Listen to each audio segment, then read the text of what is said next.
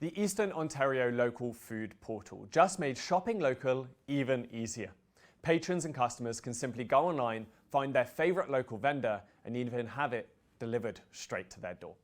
All of this was made possible by the Eastern Ontario Agri-food Network, a non-profit organisation who are dedicated to coordinating the development of the agri-food sector in Eastern Ontario and fostering a dialogue and cooperation between its members and partners. I spoke with Mr. Tom Manley, their Executive Director, about how the portal works, what other initiatives the Eastern Ontario Agri-food Network does, as well as, in light of the inflation coming up in 2022, how consumers and producers can tackle higher food prices.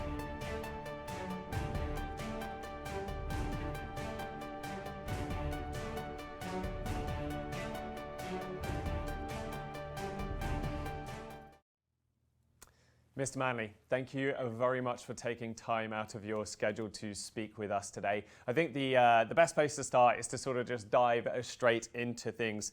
This food portal that's been set up by EOAN, why do, in your opinion, and in EOAN's position, do we need a portal such as this, and whom does it benefit?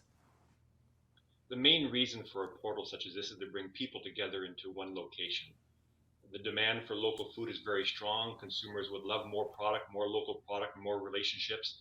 But farmers are scattered, producers are scattered. They're often all alone, maybe with an e-commerce platform, maybe with a website, maybe a Facebook page. They may be at a farmer's market, but consumers have difficulty locating all the opportunities. And therefore, a portal brings them together in one location with currently about a dozen and growing year by year. Vendors, local food producers, local food artisans into one place so consumers can do their shopping in one location and therefore compete with the convenience of a grocery store. Yeah, as you say, sort of given a wider berth there. We're going to touch on that a little bit more in a second. The Eastern Ontario Agri-food Network, first of all, Mr. Manley, how did that start? Who was it started by, and what was kind of the vision behind it? The Eastern Ontario Agri-food Network started in a kitchen meeting in 2010 after multiple discussions of local food lovers. These are people who are keen on developing local food businesses, local farms, and love the idea of connecting with consumers. So they founded this nonprofit association at that early time, and it was largely funded over the last 10 years by the United Counties of Prescott-Russell and with some government grants, especially provincially over the years for some special projects. Now the network is extended, so we now serve a broader area to include both Prescott-Russell, Stormont, Dundas, Glengarry, Cornwall, Akwesasne, and we are actually funded this year very newly by both the United Counties of Prescott-Russell, SDG, and the City of Cornwall with a provincial grant. And in terms of this food market, you mentioned beforehand, obviously, it's a place to sort of bring all of the local producers together, a platform where consumers can go on and sort of essentially shop around, as you say, as in the convenience of a supermarket, essentially, but online. So how does the food portal work? Do vendors, do producers come and approach you? Do you go out and approach them? How does one get involved? So we have a very large mailing list of members and other interested parties in the region, local food vendors, both farmers and non-farm food producers and beverage producers, prepared foods. And we have a large mailing list. We reach out to them. We offer them a variety of marketing programs, an online map, the portal, a food booklet, an agritourism program. And depending on their interests and their expansion ambitions and their capacity to satisfy a new demand, they register with the portal. They set up their store, they appear in their portal, and then we turn around and market the portal collectively to the local market. And they, of course, are marketing the portal to their own customers, and collectively we bring consumers into one location. So obviously that's a little bit more on the producer front. So how does this really benefit the consumer, and how does the consumer really use that portal? The portal is an e-commerce platform. You do online shopping. It's like ordering from any other of the big brands that have an e-commerce site. Here we have an e-commerce site with multiple vendors, not just one vendor. Yes, you could visit a vendor and they might have an e-commerce platform with whatever online service is available. But when they shop at the Eastern Ontario Agri-food Network local food portal, they're going to view a dozen or more vendors, the products of all those vendors. They're going to shop with multiple vendors, and then they make individual payment and delivery arrangements with each of those vendors, but through one interface. And how long was this market in development for? Surely it's not something you said there that the idea was sort of born in kitchen idea for the network in 2010, but the portal itself, that must be something you've been working on for a while. Yes, actually, the portal had a first version that was introduced in the spring of 2020 when the pandemic first hit us. Local food access was difficult. Actually, even farmers markets closed temporarily for a couple of months until they reopened again. Therefore, there was a bit of a rush at that moment to get something off the ground to connect consumers with local food vendors who then, without farmers markets, suddenly had nowhere to go. However, we learned from that experience. It didn't take off quite properly. We mishandled how to deal with regulatory affairs, food safety regulations, and the naming of an online farmers market. And therefore, we shut it down temporarily through the summer and fall of 2020 and learned from that experience, reorganized and represented the portal to the marketplace in the spring of 2021 with about a dozen vendors. So is your emphasis really to bring things online now, or is there still a place in the world for these in-person farmers markets? Absolutely, there's lots of options. The Eastern Ontario Agri-food Network has about 4 different local food marketing programs. The portal is one of them. So we provide various options to both consumers and to producers to satisfy their own situation. We provide very significant support, both financial and administrative support to farmers markets to promote farmers markets. There are many in Eastern Ontario, in Ottawa proper, but reaching out into the countryside to Vankleek Hill and to Cornwall. There are several vendors who are a resale situation where some vendors are reselling other vendors' products and do home delivery options. They're out there as well, and we advertise those. We have an agritourism program where we're trying to bring consumers into farm locations to visit wineries and breweries and on-farm stands and on-farm adventures and accommodations. We also have recently launched a discount booklet with 20 vendors distributed across the region where consumers can discover, in fact, it's called the Local Food Discovery Booklet, where local consumers can discover vendors across Eastern Ontario and take advantage of repeated discount opportunities and be loyal with repeated purchases at those vendors. That's really interesting. I was actually listening to an interview with famous chef David Chang just the other night, who was sort of speaking about how does one support restaurants in a sort of similar way to how you support local producers. You can't support everyone. The wallet isn't, bottomless or anything of the sorts. So he had a very interesting perspective, which was to support a couple of staples, 3 or 4 or 5, and then have an interchanging one as well to allow yourself to continue supporting the local market. So very interesting what you say there, essentially trying to be able to provide a platform for people to maybe then go to be able to support the local producers that they do care about. On that note, getting producers involved, how has that been as a process? I mean, Prescott Russell as a region in general, you mentioned earlier that you have expanded beyond just Prescott Russell, but it's a very agriculturally oriented region. How has it been involved getting producers? How has it been, getting producers involved? The challenge right now in local food is demand outstrips supply. For many, many years, the EOAN existed to try and connect with consumers, to provide opportunities for consumers to find local farmers and for farmers to find those consumers. And the farmers and the producers were driving the movement. Recently, in the last year especially, that situation has flipped, where the demand for local food is outstripping supply. And now our challenge is to recruit enough vendors. Farming is doing well overall. Both commercial scale, large and small scale farmers are doing relatively well. Lots of stuff is flowing. And now we're trying to respond to that demand for local food by recruiting new growers, recruiting new producers. We're marketing through the educational system, through the career system. And there's programs out there to support farmers with training, with advice, organic certification services in those cases where they do organic. Mentoring and networking and so on. So yes, our focus actually right now is somewhat shifted, trying to find more producers to satisfy that demand. That's really interesting. When you speak about that shift between who is leading the market, you mentioned the last 12 months, of course, which do play a big part. But in your opinion, what has sort of led this consumer narrative to change from big box of stores sort of coming from a wider, bigger, global potentially organization to look into things a little bit closer to home?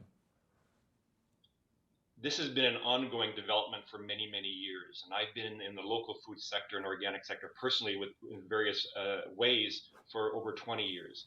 And I could witness, and many people have witnessed, a progressive growth in demand for local food, local tourism, experiential eating and experiential tourism, uh, relationships with where your food is from, with the flavors, with the producer, with the faces, the type of production, be it ecological, organic, fair trade, and so many things.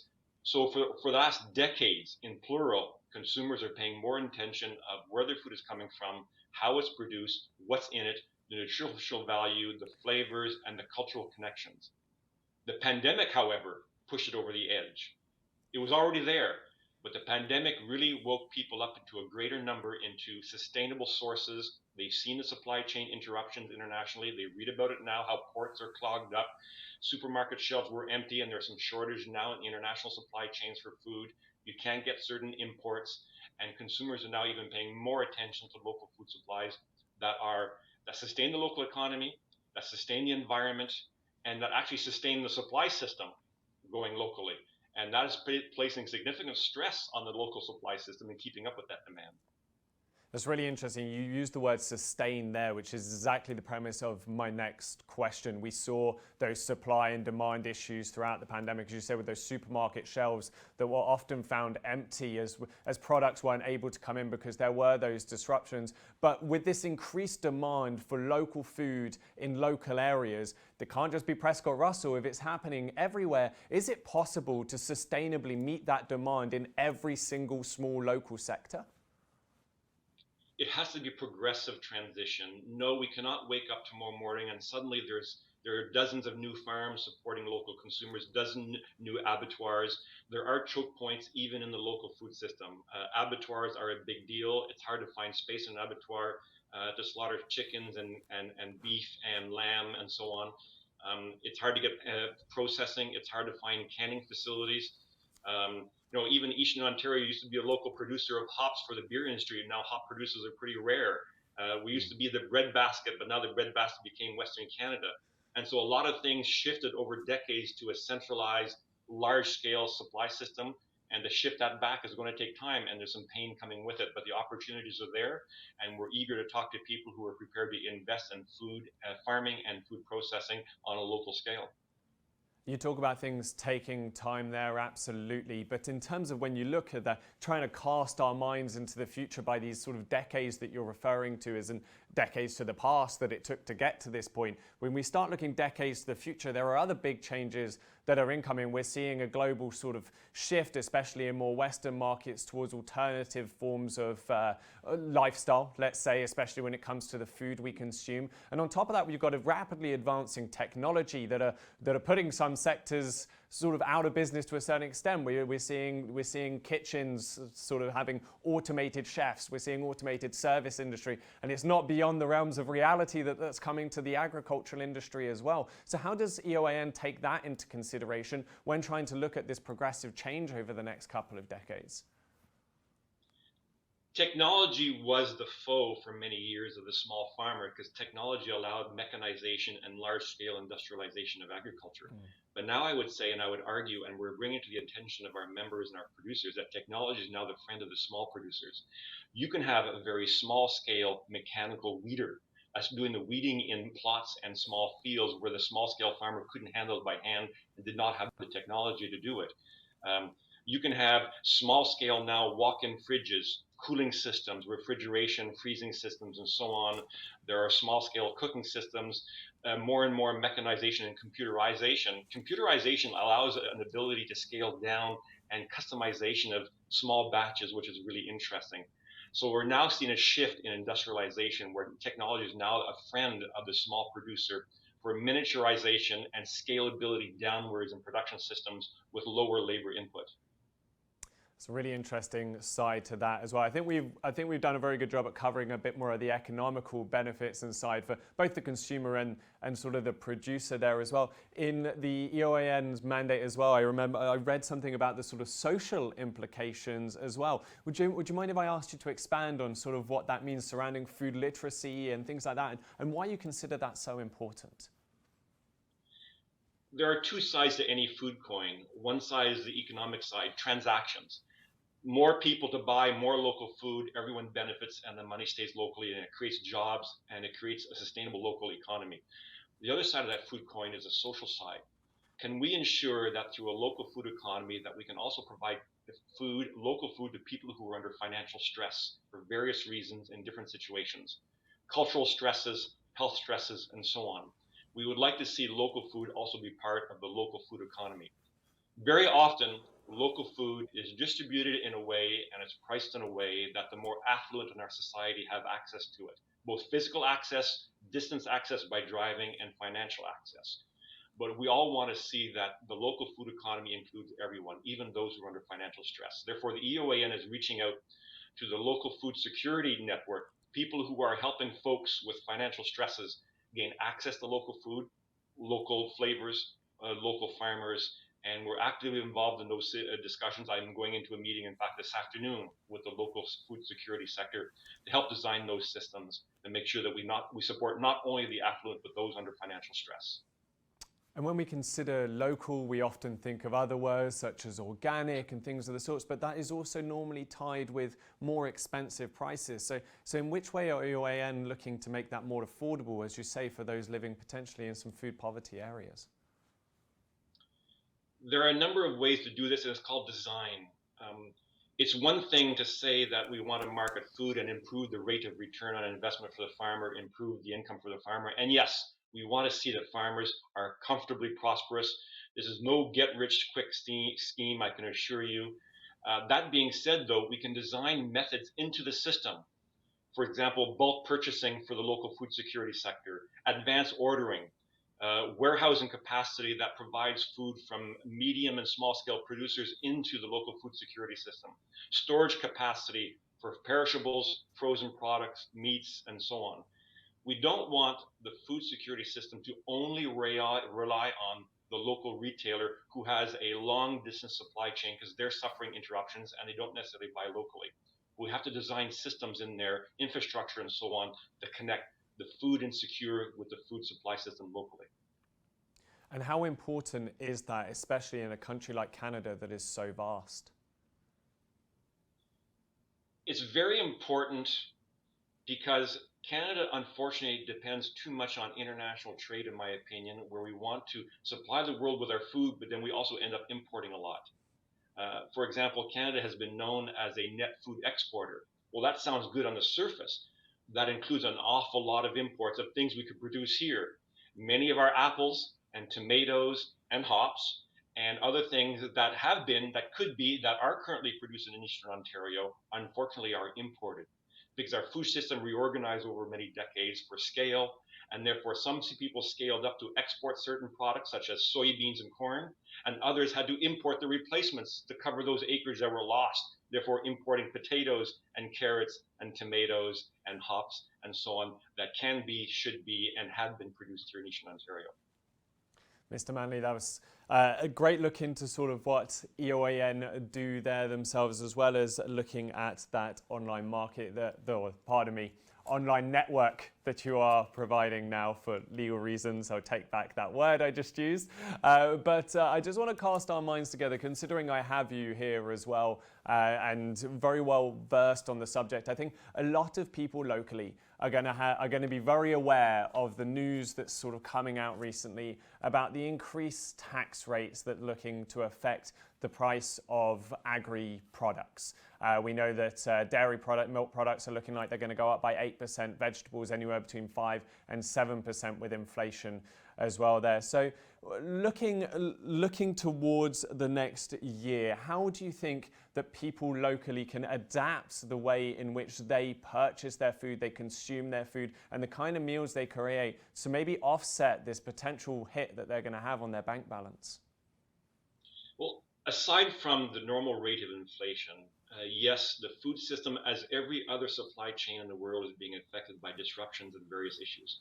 Individual farmers do not set market prices. Even small group of regional farmers do not set market prices. Food like hardware for snowmobiles and skis and bicycles and clothing and everything in between, are affected by worldwide supply and demand, including the manufactured supply, the actual demand, and the disruptions in supply chains in between. So yes, consumers and farmers are faced with those same issues as every other industrial sector. So how can consumers adapt to it? Is relationships, find the local farmers, find the resilient supply chain, find the local abattoir and meat shop and so on, so you can be somewhat safer from international supply disruptions. Secondly, look at buying scenarios with local farmers, such as bulk buying. Instead of buying a roast once in a while or a hamburger once in a while, buy a mixed box. I personally do that. It costs me much less per pound to buy a mixed box twice a year in my freezer. It's always there. I can get along with an interruption supply momentarily, and it costs me less. The same thing goes with bulk supplies of fruits and vegetables. So my household, we get our peaches from Niagara area once a year, and then we preserve them for the rest of the year. And we have wonderful Ontario peaches that taste great in our own preserves. Yes, it takes some time. And I think people want to have a look at the shift in their time versus their money and replace some of the time money being spent on expensive supplies with some of their own time being put in with bulk purchasing, advanced purchasing, and some preservation of foods in their own home. So would you say that potentially this increase in inflation towards agri-products affected by the global supply and demand chain, as you mentioned earlier, could actually be a sort of hidden benefit for local producers?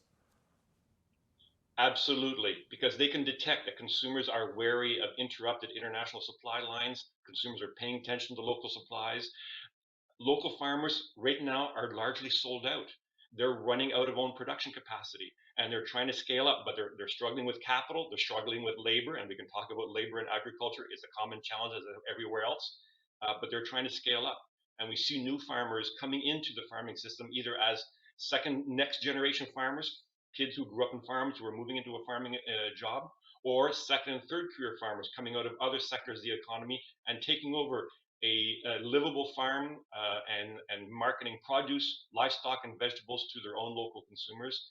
So we see a ramping up of that situation. We see a shift in that organization as people are paying attention to it.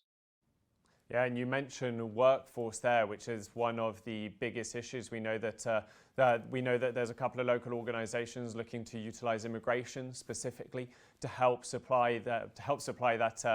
The English phrase that escapes me all the time, but la pénurie de main d'œuvre qualifiée in the region. So, how big an impact does that have on local prices, as well as the ability for the local agri industry to expand, not having the kind of workforce that's required?